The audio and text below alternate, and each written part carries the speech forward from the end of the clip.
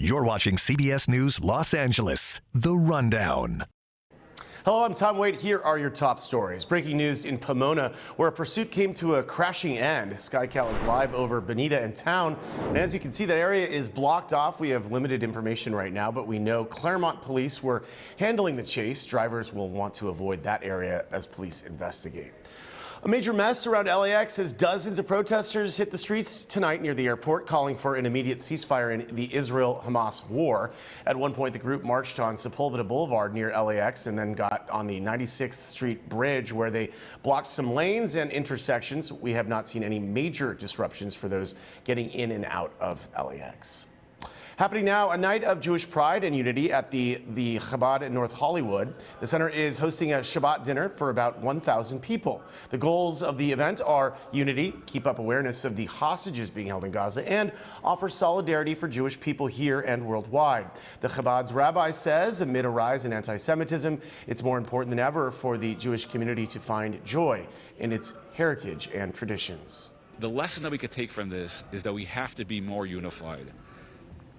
It's not just the United States, it's everywhere. There's a lot of fragmentation in the world. There's a lot of brokenness in the world.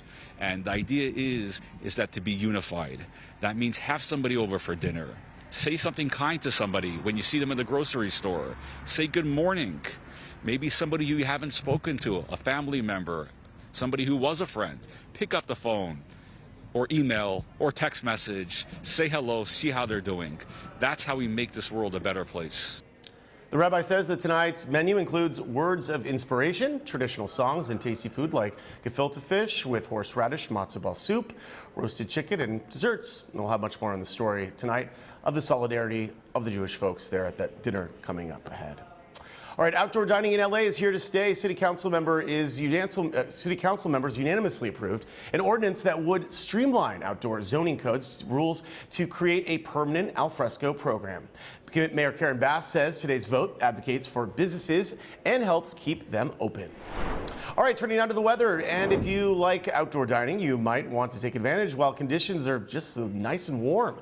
We're tracking changes, though. They're coming this weekend. Hi, Danny Roberti is here. Yes. Danny, a lot of changes coming up. Oh, my goodness. I know. But the weekend, Tom, it is going to be golden. So, yeah, just as Tom mentioned, if you want to get outside, eat lunch, dinner, whatever it is. Night times are getting cold. Afternoons are going to be warm.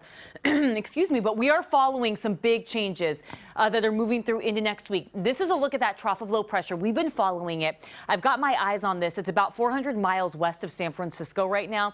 And this is going to bring us those changes by the end of the weekend going into the start of next week. So, folks, we have some rainy days ahead of us, but a beautiful, warm weekend. So Mother Nature is working with us on the timing of this. It's going to look good to get outside. Gusty winds at times. Storm number 1 has been slightly delayed. We'll get some light rain Monday morning. And then all of next week is going to turn rainy and cooler because we have a series of storms moving in.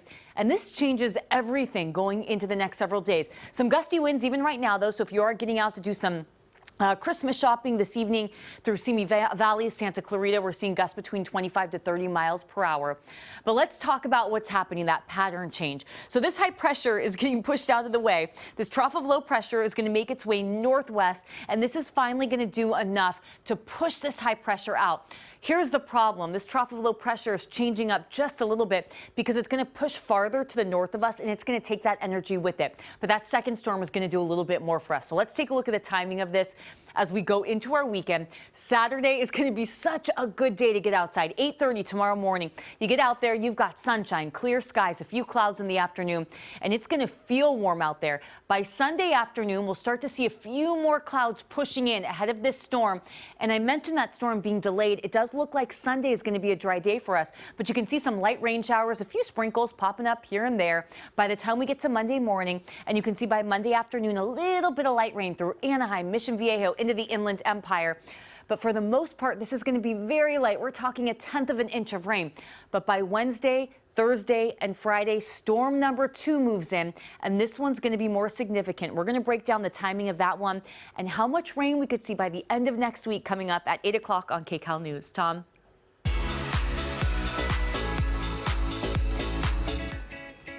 Okay, there is still time to donate to our Chips for Kids toy drive. KCAL News has teamed up with the CHP again to make the holiday special for families in need. To donate online, just scan the QR code on your screen, text toys to 76278, or go to chipsforkids.com. This has been CBS News Los Angeles, The Rundown. Thanks again for joining us. We'll be back live at KCAL News at 8 here on CBS News Los Angeles.